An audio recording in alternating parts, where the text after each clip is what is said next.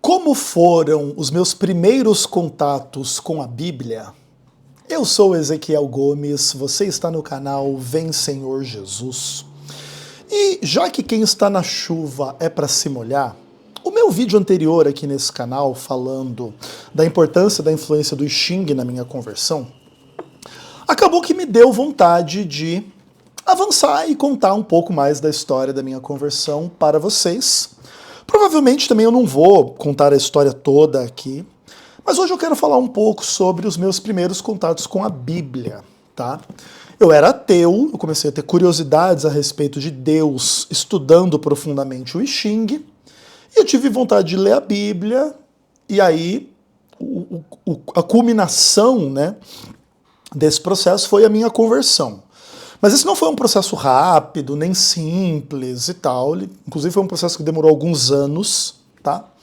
Mas eu vou rememorar um pouco mais de algumas coisas para vocês, para a gente, né, se aprofundar um pouco nessa história.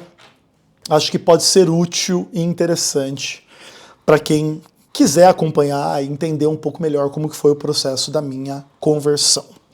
Antes, entretanto, da gente falar da Bíblia, eu vou falar um pouco mais a respeito do I Ching, até porque duas pessoas que seguem o canal aqui há bastante tempo, tal, vieram conversar comigo, reagindo ao vídeo anterior, e elas se demonstraram tanto curiosas quanto preocupadas a respeito do I Ching, e eu vou explicar um pouco mais a respeito do I Ching para vocês, mas sem nenhuma intenção de ser aqui um divulgador, um professor das questões do I Ching para vocês, tudo bem?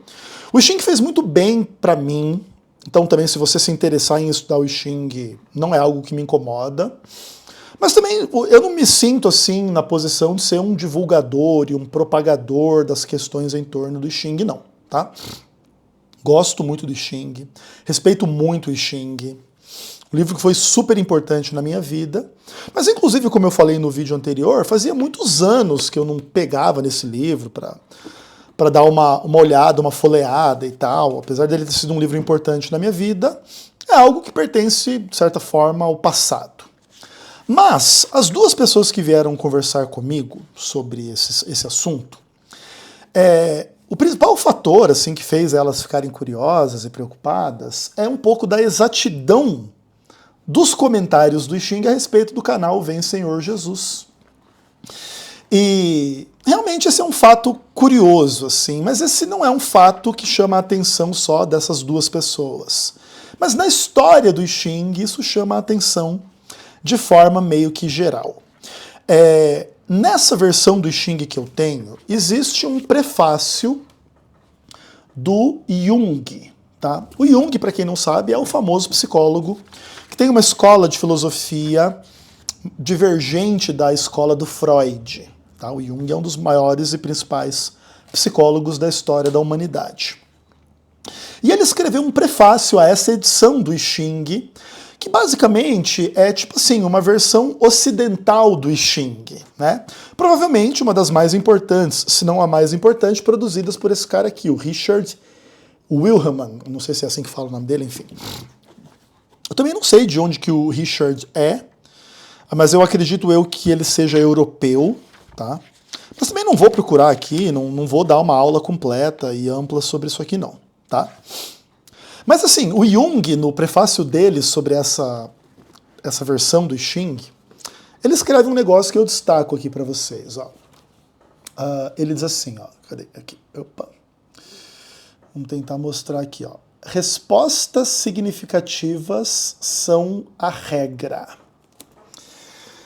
A percepção dessas pessoas que vieram conversar comigo aí a respeito do vídeo, de que o livro faz comentários pertinentes e acurados e interessantes e tal, tá aqui presente também, né, no prefácio do Jung, onde ele fala que quando você consulta o I Ching como oráculo, ele, em geral, dá respostas significativas. Essa é a via de regra. Isso é realmente um fenômeno curioso a respeito do I Ching. E eu queria ler para vocês 2 parágrafos agora da introdução do Richard a respeito do I Ching, E ele vai explicando assim um pouco, né, o que é o I Ching, como funciona, o que é, quais são as pretensões do I Ching, quais são as funções e tal, e tal, e tal, e tal. Tudo bem interessante, assim, bem legal.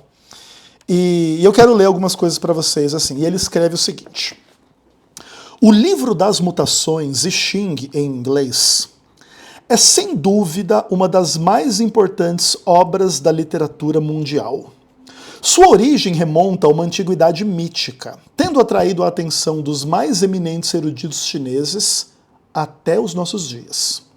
Tudo o que existiu de grandioso e significativo nos 3.000 anos de história cultural da China, ou inspirou-se nesse livro, ou exerceu alguma influência na exegese de seu texto. Assim, pode-se afirmar com segurança que uma sabedoria amadurecida ao longo de séculos compõe o I Ching.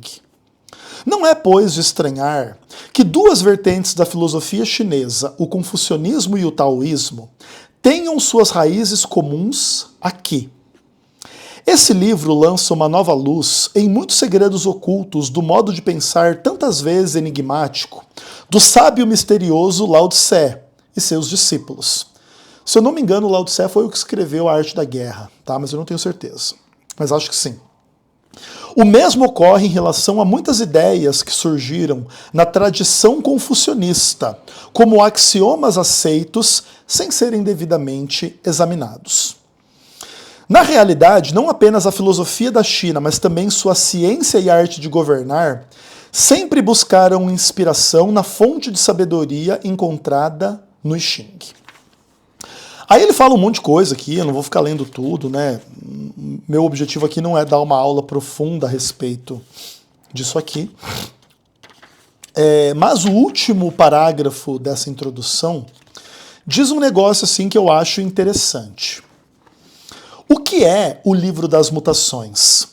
Para se chegar a uma compreensão do livro e seus ensinamentos, é necessário afastar-se do denso emaranhado de interpretações, que trouxeram a ele toda sorte de ideias estranhas.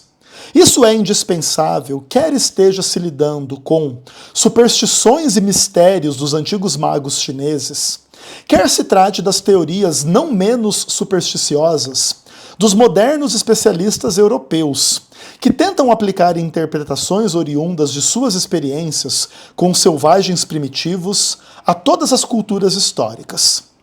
É necessário tomar como princípio que o livro das mutações deve ser explicado à luz do seu próprio conteúdo e do período ao qual pertence.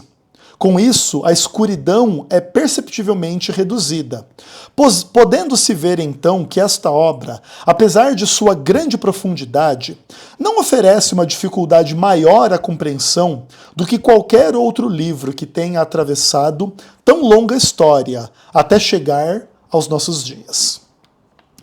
Então, o I Ching, de fato, ele é um livro que evoca compreensões e discussões profundas e complexas. E, de fato, não é uma discussão pequena, nem simples, lidar com esse conteúdo aqui. E, por fim, antes da gente falar sobre a Bíblia e algumas questões a respeito da minha experiência particular, eu vou ler um trecho um pouquinho mais extenso desse trecho aqui da introdução do livro, tá? Sobre o uso oracular do livro das mutações. Como esse foi o elemento que tornou as pessoas mais curiosas e mais receosas em relação a esse conteúdo, eu vou ler para vocês aqui esse texto e comentar algumas coisas da minha experiência e como que isso me conduziu a questionar algumas questões a respeito de Deus, me conduziu a curiosidade sobre a Bíblia, e vamos falar um pouco das minhas primeiras experiências com a Bíblia, mesmo eu sendo um ateu na época, né? E isso é bem interessante. Aí o texto aqui diz o seguinte: o livro das mutações tem sido utilizado como oráculo desde a antiguidade. Ao longo da história da China, pode-se notar que alguns períodos têm dado menor ou maior ênfase a esse aspecto. No Ocidente, o uso oracular tem despertado um interesse e um fascínio excessivo. Lamentavelmente, toda sorte de abusos e erros tem se acumulado em virtude de uma visão parcial e distorcida. O I Ching não é, primariamente, apenas, nem primordialmente, um oráculo. Ele é também um oráculo. Essa sua faceta, inclusive, é quase irrelevante quando confrontada com a riqueza contida, aliás, com a riqueza da sabedoria contida nos hexagramas, tá? Então existe o uso oracular, ele é curioso, ele é interessante, mas esse aspecto é quase insignificante quando comparado com a sabedoria filosófica dos hexagramas contidos no I Ching. Aí ele diz assim: o uso oracular do livro corresponde apenas a uma fase, digamos, primária, quando ainda não sabemos aplicar por nós mesmos e a nossa vida os princípios desvendados pelas figuras contidas nos hexagramas e seus fenômenos. O aspecto oracular é apenas uma nota dentro do vasto complexo melódico do introito ao I Ching. Ainda assim, como nota, não deve ser ignorada, tanto quanto não deve ser exclusivamente considerada.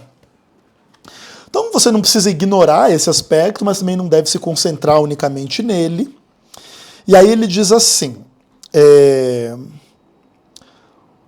o ponto, né, da consulta ao oráculo não foi tão profundamente explorado pelo Richard na sua versão, e especialmente em relação a duas questões: a formulação da pergunta e o ritual para se obter a resposta.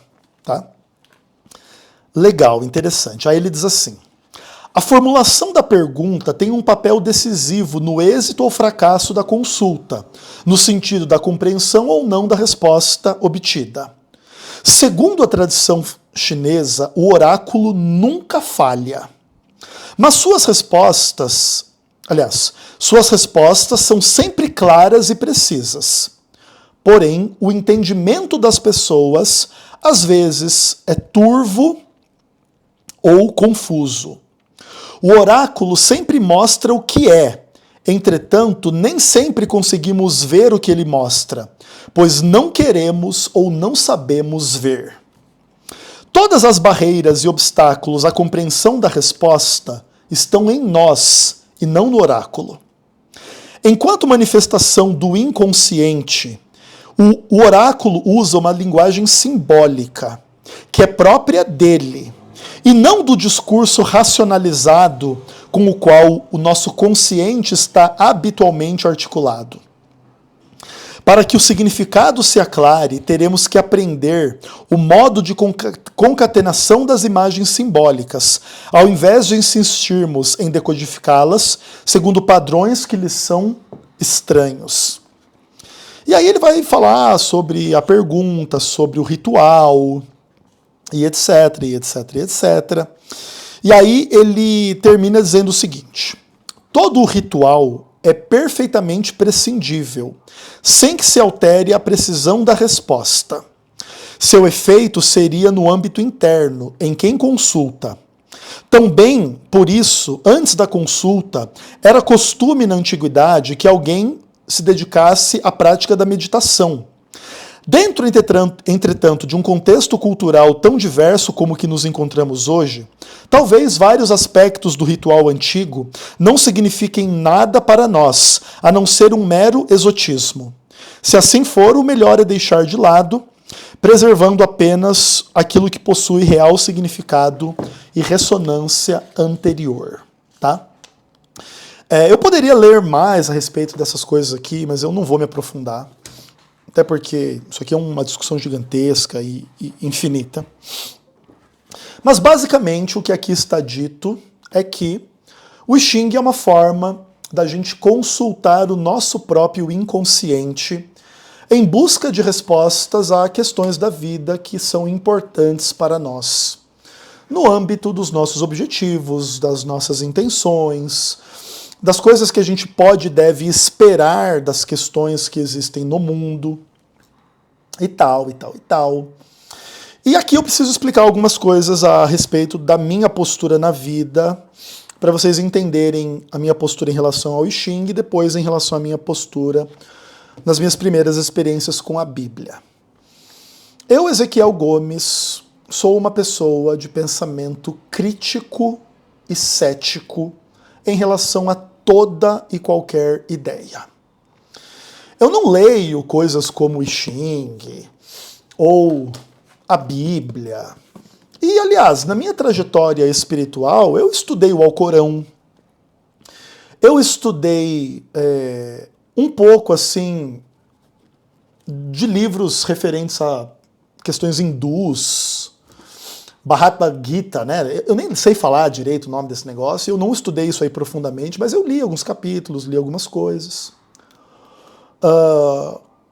Eu sempre me interessei um pouco assim por essas coisas depois que a minha mente se abriu a essas discussões, para tentar entender um pouco assim a tradição católica, cristã, a tradição taoísta, chinesa, budista, as questões muçulmanas, as questões hindus.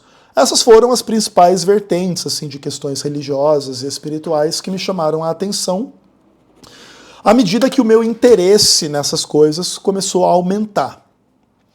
Mas eu nunca li nenhuma dessas coisas sem ser sob um olhar cético e crítico, de forma meio que geral. Entretanto, eu estudei com uma certa seriedade estas questões. Quando eu comecei a ter esses interesses e lidar com essas questões, etc. e tal, eu comecei a conversar com a Heloíse a respeito destas questões. A Heloíse era uma pessoa que vinha de um berço tanto católico quanto espírita, então havia um catolicismo por parte da avó da Heloíse, que foi a pessoa que criou ela. Existia um espiritismo por parte da mãe da Heloíse, que deixou ela um pouco com a avó por um período porque não conseguia criar, e tinha algumas questões familiares, etc.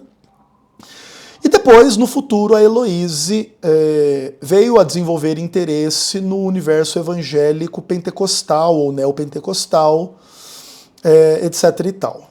Tá? A última vez que eu encontrei a Heloíse, ela estava frequentando a Igreja Universal do Reino de Deus, o que para mim é uma coisa bem lamentável e bem triste. Tá? Entretanto, tudo bem, eu respeito muito a Heloíse. A Heloíse foi uma pessoa muito importante na minha vida, carinho gigantesco por ela, e etc. Tá? Então a Heloíse ela já tinha um pouco dessas experiências e dessas influências e desses estudos na vida dela, antes dela me conhecer. Então quando eu a conheci, ela já tinha muitas convicções a respeito desse universo como um todo, mas eu era uma pessoa completamente devotada ao ateísmo, sem nenhuma religião, sem nenhum interesse espiritual. Mas na época que eu conheci a Heloíse, eu já estudava o I Ching. Tá? E o I Ching foi a porta de entrada para o meu interesse nesse universo mais espiritual e religioso. Mas, além do I Ching, houve um outro livro que esse sim, realmente, eu considerava a minha verdadeira religião, que é o Taoísmo do Amor e do Sexo. Tudo bem? Esse, de fato, era o meu verdadeiro interesse na vida. Eu estou colocando para vocês aí uma imagem da capa desse livro, O Taoísmo do Amor e do Sexo, de Johan Chang, o Jolan Chang. O êxtase e a milenar sabedoria do amor. E esse conteúdo era o conteúdo que realmente guiava a minha vida. Era isso aí que me interessava. Esse livro, ele é um livro que explica sobre como que na cultura milenar chinesa se desenvolveu toda uma teoria e uma prática de conceder prazer sexual à mulher por parte dos homens, e isso passava em ampla medida pelo homem ter o controle da ejaculação no ato sexual. Eu entrei em contato com essas ideias através da influência da minha irmã, que começou a estudar macrobiótica, essas coisas todas. E e ela me deu uma cópia desse livro para eu ler e para eu estudar. Eu tenho a impressão de que eu era bem jovem quando isso aconteceu, mas pensando melhor, na verdade, eu acho que eu devia ter uns 17, 18 anos de idade. Foi mais ou menos a mesma época que se introduziu a macrobiótica na nossa vida, se introduziram essas filosofias, e esse livro do Taoísmo do Amor e do Sexo. E como eu tinha uma relação muito legal com a Heloíse ela entrou na minha vida um pouco depois dessas coisas. Quando eu fiz 19 anos de idade. Mas eu usava toda a minha saúde e toda a minha sabedoria adquirida nos livros com a Heloíse. Então eu e a Heloíse, assim, como eu já falei no vídeo anterior também, a gente se divertia muito do ponto de vista da sexualidade. Assim, a gente tinha uma química sexual muito legal entre a gente. Eu tinha muita potência sexual e muito controle da ejaculação. Então eu era capaz de transar por muito tempo sem ejacular, e etc, etc, etc. Inclusive atingir orgasmo sem ejacular, que é uma coisa que nem todo homem sabe fazer. E a maioria das pessoas, a maioria dos homens no nosso contexto cultural não entende muito essas coisas, não conhece muito essas coisas. Um pouco depois disso também eu fui estudar o pompoarismo, né? Para quem não sabe, o pompoarismo é a arte das contrações das paredes vaginais e tal, e a gente gostava um pouco de explorar um pouco essas questões. Inclusive, alguns poucos meses antes de casar com a Carol, eu presenteei a Carolina com uns livrinhos, né, sobre pompoarismo e tal, era bem divertido, assim. Porque essas coisas fazem parte da minha cultura, da minha sexualidade, né? Que são coisas não muito usuais, assim, mas em ampla medida, eu era uma pessoa que não tinha nada a ver com Deus e nem queria ter nada a ver com Deus. E o que eu realmente gostava era de mulher, tá? Essa era a minha verdadeira religião, isso é o que realmente me interessava e é o que eu realmente gostava na vida. E na época que eu conheci a Heloíse, naquela época que eu conheci o I Ching, na época que eu mudei a minha alimentação, a minha vida girava em torno de sexo, de música, de drogas e de dinheiro. Eu acho que essas eram as áreas de interesse que eu tinha na vida. Eu não tinha interesses espirituais sobre Deus, sobre o que acontece depois da morte, sobre salvação, sobre nada desse tipo de coisa. Assim, eu tinha zero interesse nestas coisas, tá? A minha vida era vivida muito assim, aqui e agora. O que tem para viver aqui e agora? É sexo, música, drogas e dinheiro. É isso que é a vida. E eu comecei a estudar o I Ching de forma bem profunda. E o I Ching, ele tem uma ou outra menção a Deus dentro dessa versão traduzida para o pensamento ocidental. Lembra que a gente leu no vídeo anterior o hexagrama O Criativo, que no universo corresponde à poderosa ação da divindade? Então, esse tipo de referência a Deus, a divindade no livro, começou a me incomodar, não exatamente de uma forma negativa, mas de uma forma de me excitar a curiosidade para pensar em Deus, porque o I Ching era um livro muito cheio de sabedoria, e eu bebia dessa sabedoria de forma muito profunda.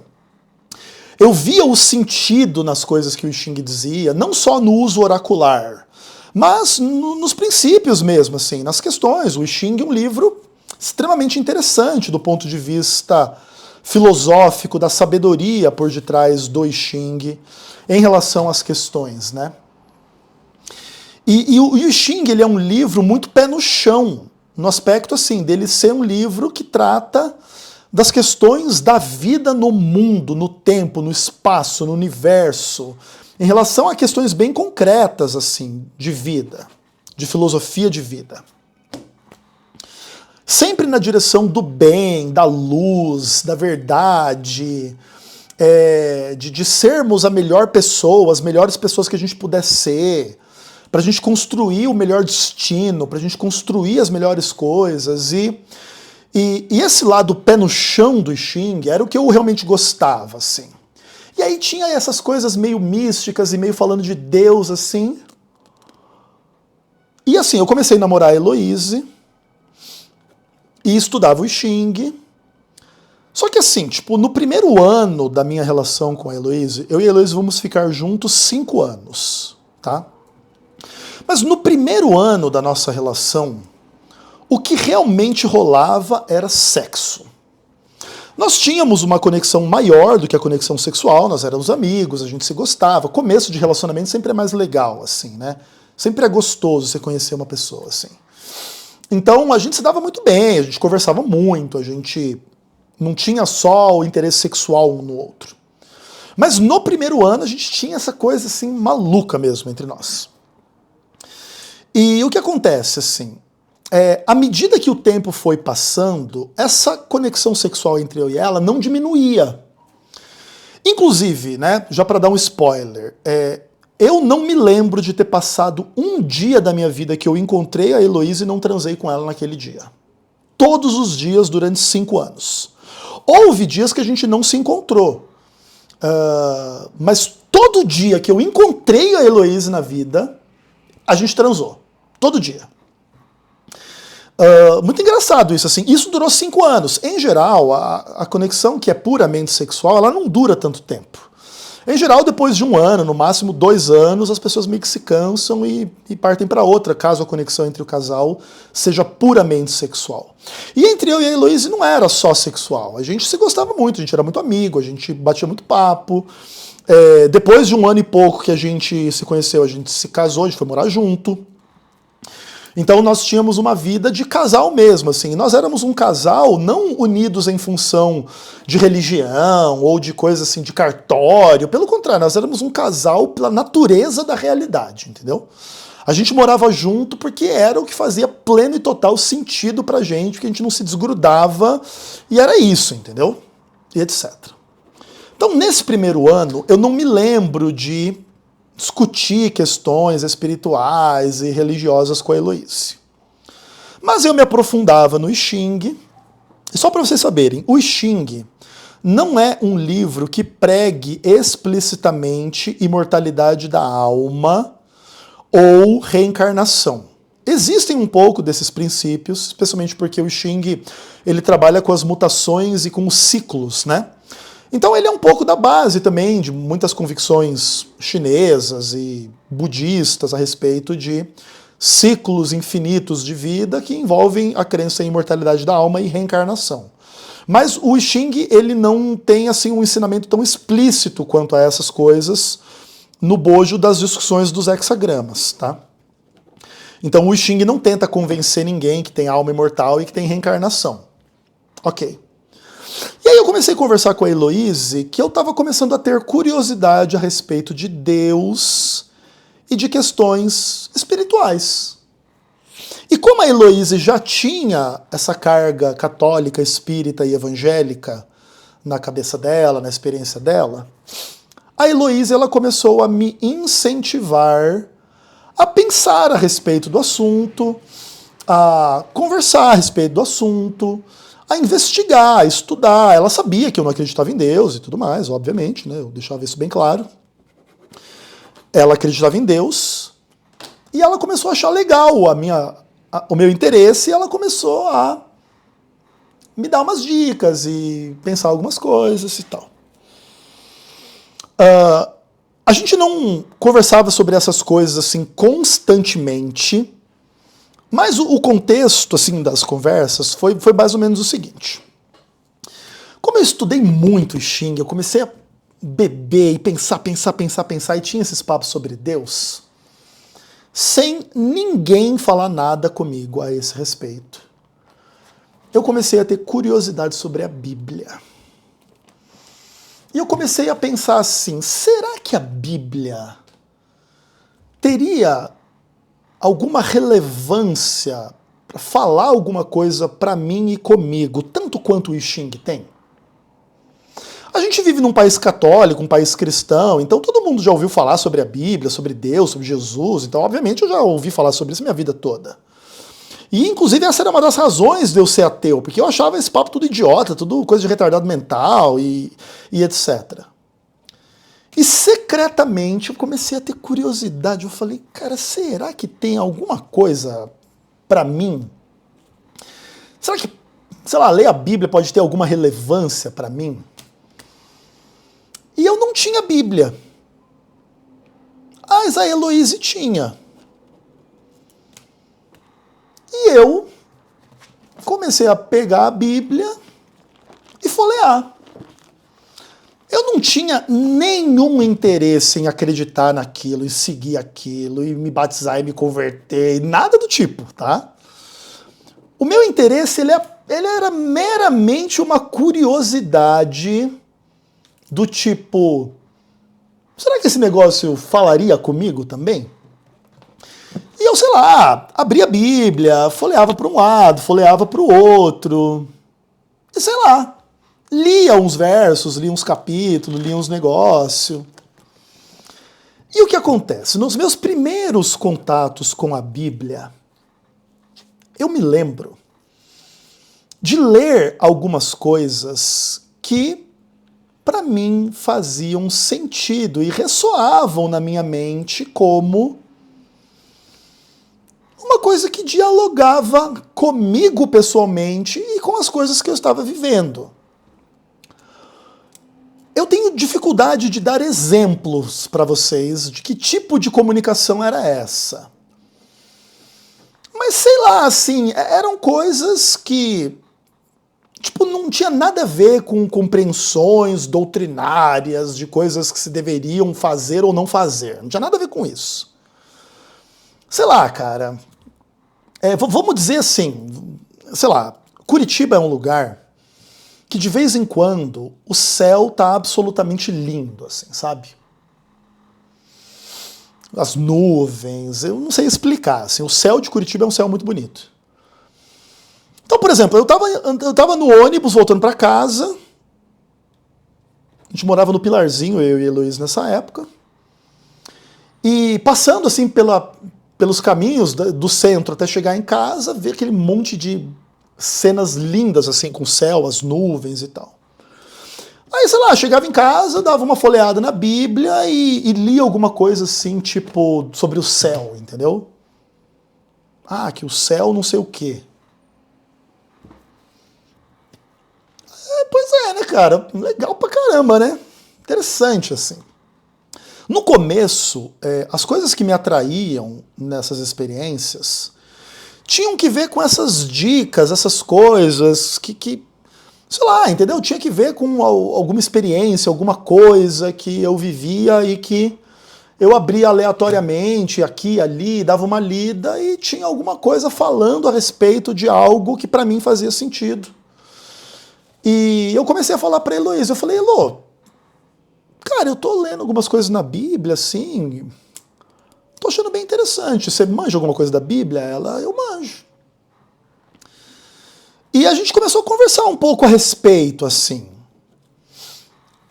Só que, tipo assim, o que acontece?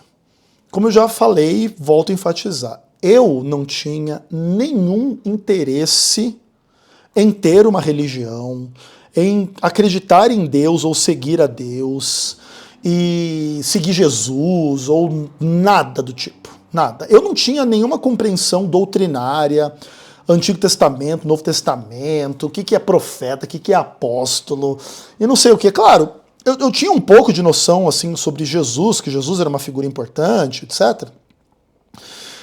Até porque eu, como ateu, tinha muitas descrenças sobre Jesus, especificamente falando, ou sobre ele ser Deus, ou sobre ele ressuscitar dos mortos, ou sobre fazer milagres, ou essas coisas aradas todas. Então Jesus era uma pessoa que não me chamava muito a atenção, tá? E as primeiras coisas que eu comecei a ler na Bíblia, assim, mesmo que fossem textos que falassem de Jesus, a minha preocupação não tinha que ver com essa figura. Eu não dava muita atenção ou preocupação ou moral à figura de Jesus. Mas eu comecei a ler aqui, comecei a ler ali, comecei a conversar com a Heloíse. E aí aconteceu assim algumas coisas que vão me conduzir a ter assim, né, uma experiência mais profunda com a Bíblia e com a Heloíse. E com as coisas que a Heloíse queria começar a me ensinar. A Heloíse percebeu o meu interesse nessas questões. Só que é assim, naquele ponto da nossa relação, a gente devia estar no nosso 2º ano de relacionamento, nós já estávamos morando juntos. Os meus interesses eram filosóficos e teóricos e não práticos e não de seguir religião nenhuma. Então, os meus interesses tinham que ver assim com uma certa ideia de sabedoria. Então, por exemplo, eu gostava de ler alguns provérbios, alguns salmos, e ainda que eu não acreditasse em nada, algumas coisas eu achava bem interessante, assim. Comecei a achar interessante. E a minha ideia era seguir a minha vida no mesmo rumo que a minha vida tinha até então. O que importa na vida é sexo, drogas, música e dinheiro. Não tem nada além disso. Tá? Mas, se no meio disso a gente pode discutir umas coisas malucas aí de filosofia, de espiritualidade, começou a não me incomodar mais, entendeu? Começou a ser uma coisa normal entre eu e a Heloíse, eu e eu comigo mesmo e tal. E à medida que foi o meu interesse se aprofundando um pouco, a Heloíse veio falar comigo sobre imortalidade da alma e reencarnação. Então ela dizia que ela sabia que nós já tínhamos tido reencarnações juntos e não sei o que lá, porque a nossa alma... E assim, naquele momento da minha relação com a Heloíse, eu não tinha opinião a respeito desses assuntos sobre imortalidade da alma e sobre reencarnação, porque eram assuntos assim que nunca me chamaram a atenção, eu não tinha nenhuma opinião sobre essas coisas. E a Heloíse percebeu o meu interesse nessas discussões e ela percebeu que seria a deixa dela para ela vir bater esse papo. No começo, quando a mulher com quem você é casado vem com esse papo para o seu lado, você, especialmente se você não tem opinião a respeito do assunto, ok. E assim, eu nunca fui crente em imortalidade da alma nem em reencarnação. Mas eu não era descrente, no sentido assim, tipo, no universo das minhas percepções individuais, eu comecei a conjecturar e trabalhar com hipóteses, entendeu? Tipo assim, por exemplo, eu não acreditava que Deus existia, mas eu comecei a lidar com esses textos bíblicos, com a Heloíse que acreditava em Deus, e o Shin falava um pouco de Deus, e etc e tal. Aí eu comecei a pensar assim, não, tudo bem. Vamos. E o meu ponto não é assim que eu acreditava que talvez Deus existisse, né? Não foi assim que aconteceu. Mas eu comecei a pensar assim, ok, eu preciso respeitar que existem pessoas que acreditam em Deus, e eu preciso ser menos radical na minha revolta e na minha descrença em relação a Deus. Isso que foi que começou a acontecer comigo, entendeu? Então, tipo, quando ela veio com esse papo de alma e reencarnação, eu tive uma visão assim, de que eu não sabia se isso era verdade ou não, mas eu poderia respeitar as crenças da Heloíse quanto a isso.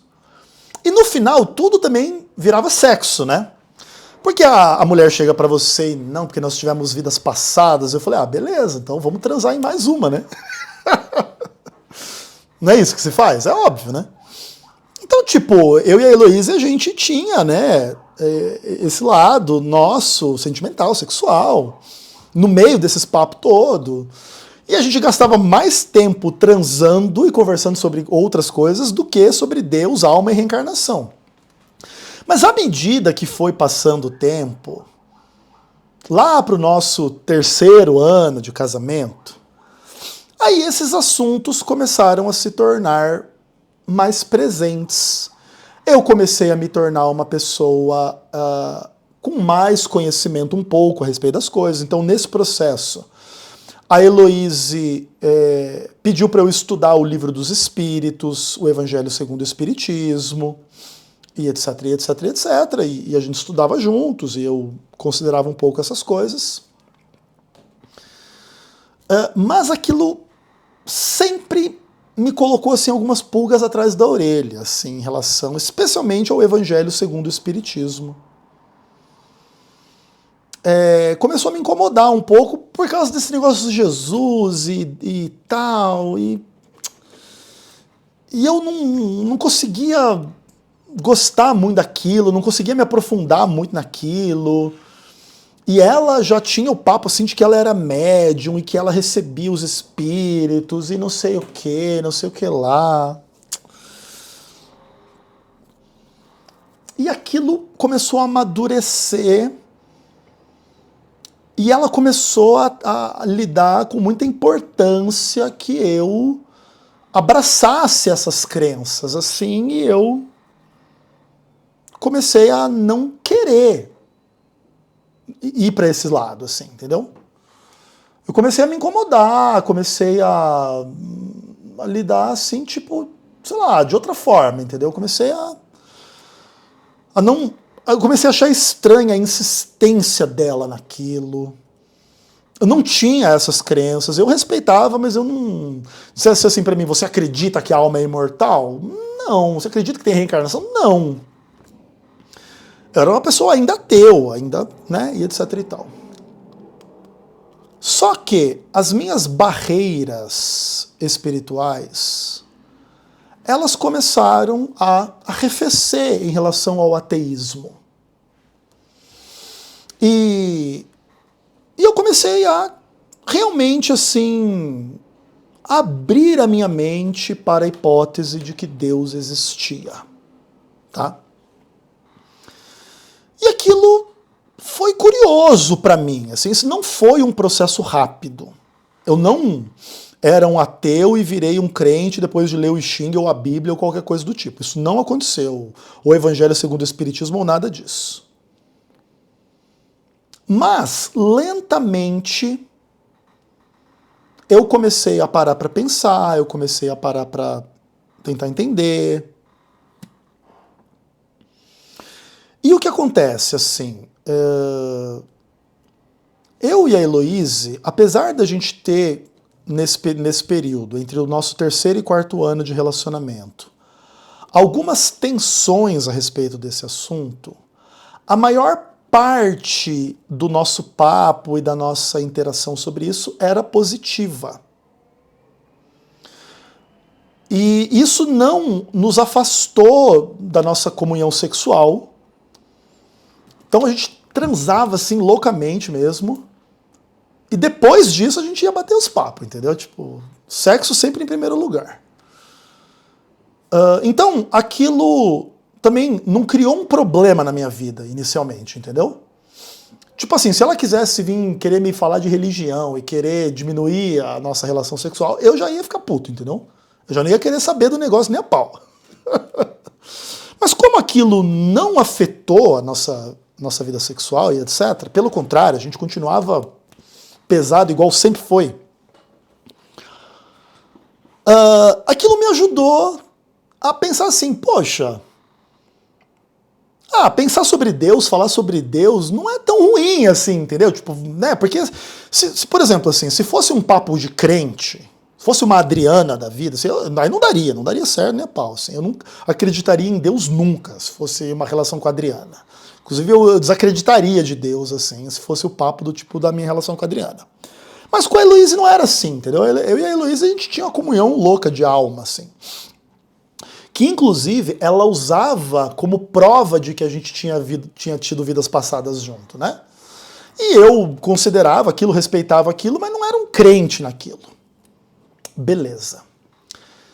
E aí, cara, lentamente, eu comecei a ler a Bíblia, assim, com mais respeito por Jesus e por Deus. Mas eu não me tornei crente.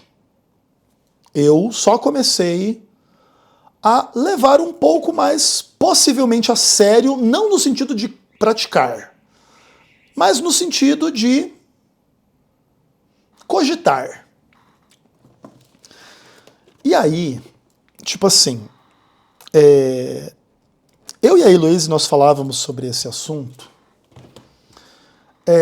já de uma perspectiva, e ela já fazia um pouco isso comigo, ela via o meu interesse em Jesus, em Deus e nessas coisas, e ela já começou a trabalhar na minha cabeça, como assim, né?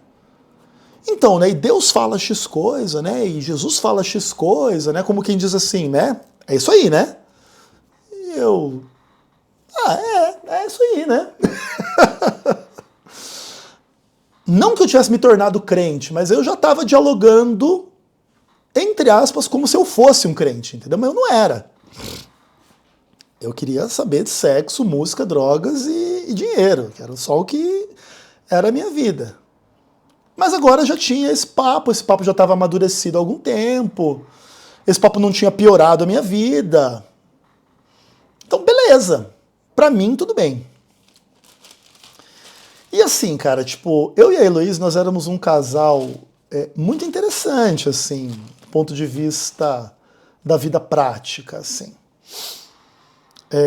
Nós moramos juntos, dos 5 anos que nós ficamos juntos, acho que uns 3 anos e meio, um pouco mais do que isso, quase 4 anos. Então, não foi um relacionamento pequeno, vamos dizer assim. Esse processo todo ele é gigante, né, na minha cabeça. Mas aí, houve um dia em que tudo mudou para mim. Eu já tinha uma leve crença em Deus, uma crença, obviamente, sem compromisso, assim. Tipo, eu não era um crente seguidor de Jesus, nada, muito longe disso. Mas eu já tinha uma certa crença. E eu acordei de manhã, naquele bendito dia. E a Heloísa foi trabalhar, ou foi estudar, sei lá pra onde é que ela foi, nem lembro. Eu fiquei sozinho em casa. E eu acho que eu já contei um pouco essa história em 1 ou 2 vídeos aqui no passado. Mas foi assim, eu e a Heloísa, nós não éramos um casal bagunceiro, sem higiene, com uma casa zoada, não, tá? Nós éramos um casal com a vida bem belezinha, em certo aspecto, assim. Apesar de rolar muito sexo e droga na casa e etc., a nossa casa ela era geralmente limpa, tranquila, tal. Apesar da gente ser casal jovem e sem filho, também às vezes eu estava uma zona.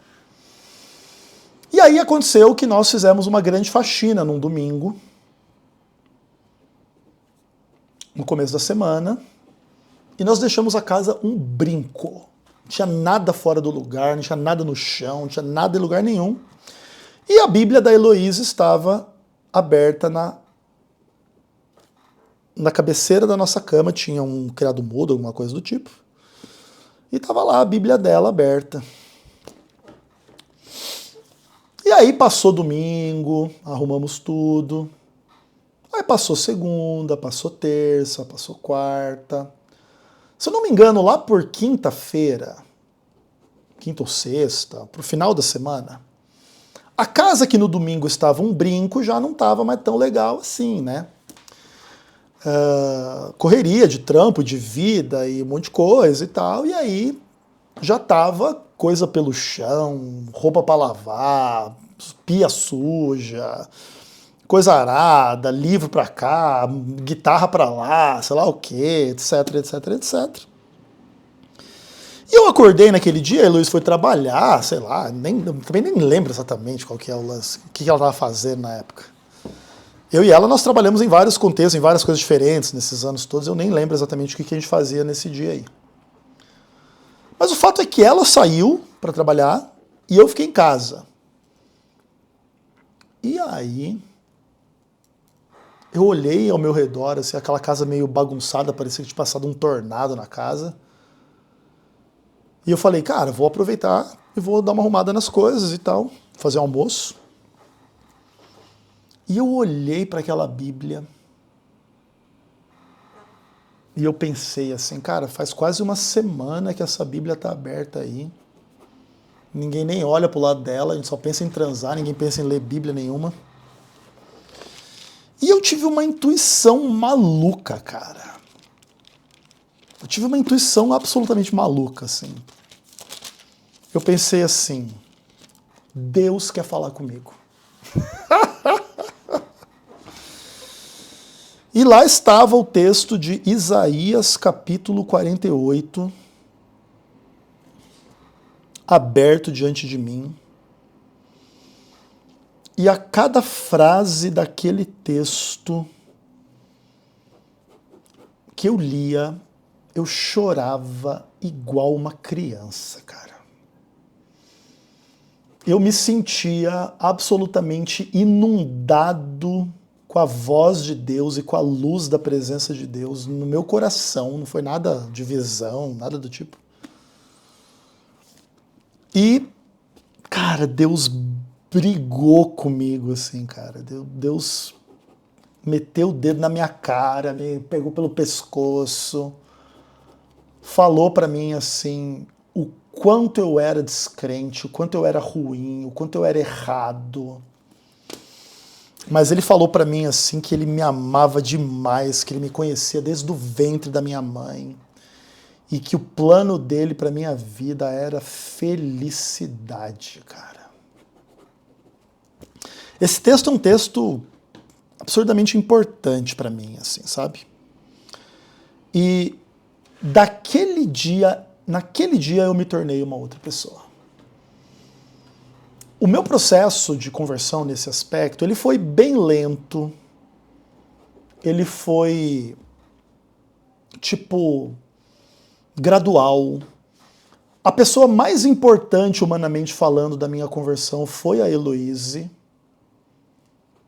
mas daqui a pouco eu e ela vamos começar a ter problemas por causa dessas questões.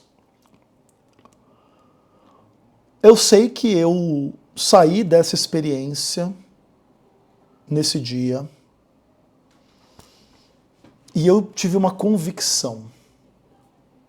Eu preciso passar pelo batismo, cara.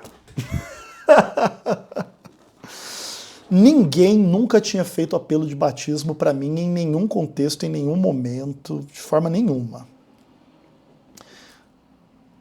Eu já tinha um pouco de noção, porque eu já tinha estudado um pouco algumas coisas, e na verdade, assim, desde a época que eu era ateu, eu tinha muito orgulho de não ser batizado por causa da cultura católica, né? Porque essa cultura de batizar as crianças. A minha mãe, por cargas d'água, ela acabou que não me batizou quando eu era criança, e quando eu era adolescente, que eu era ateu, eu tinha o maior orgulho de não ser batizado. Assim. Eu achava isso uma das coisas mais legais, porque a maioria das pessoas é batizada quando criança, nem tem nem escolha, né?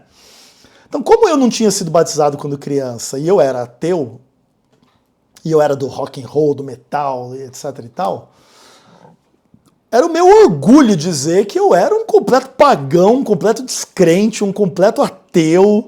Eu não tinha nada a ver com bagulho de crente, de Deus, de Jesus, de Bíblia, de nada disso. Não ser batizado era um orgulho da minha vida.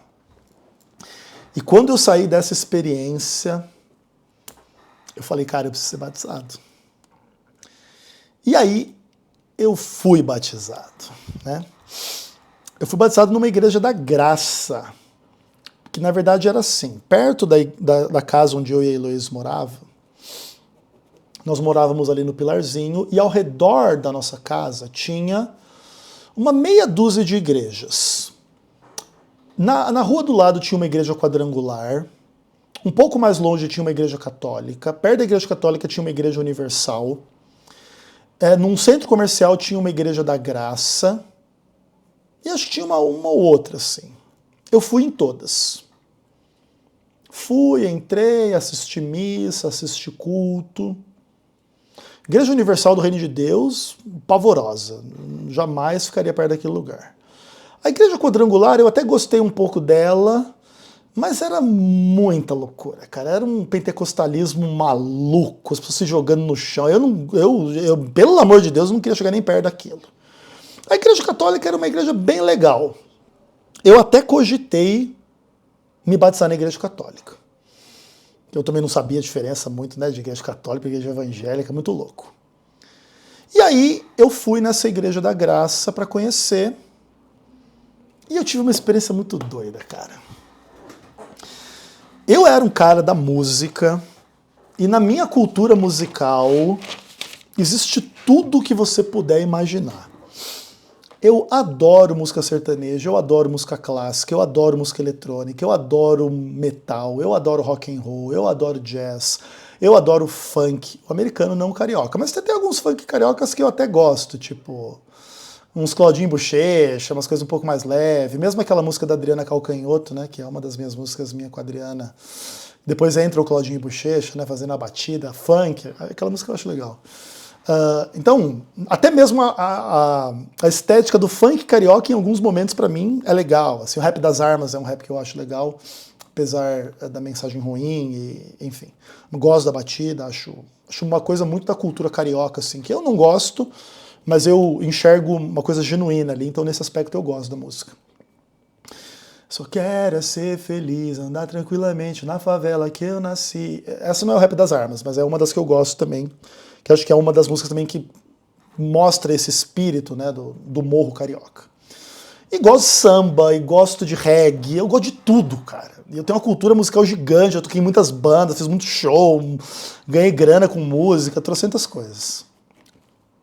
E eu entrei nessa igreja da Graça, Igreja Internacional da Graça de Deus, do missionário R.R. Soares. E o pastor, que era pastor dessa igreja, pegou um violãozinho, começou a tocar a musiquinha em sol maior, e só o que eu fazia era chorar, cara.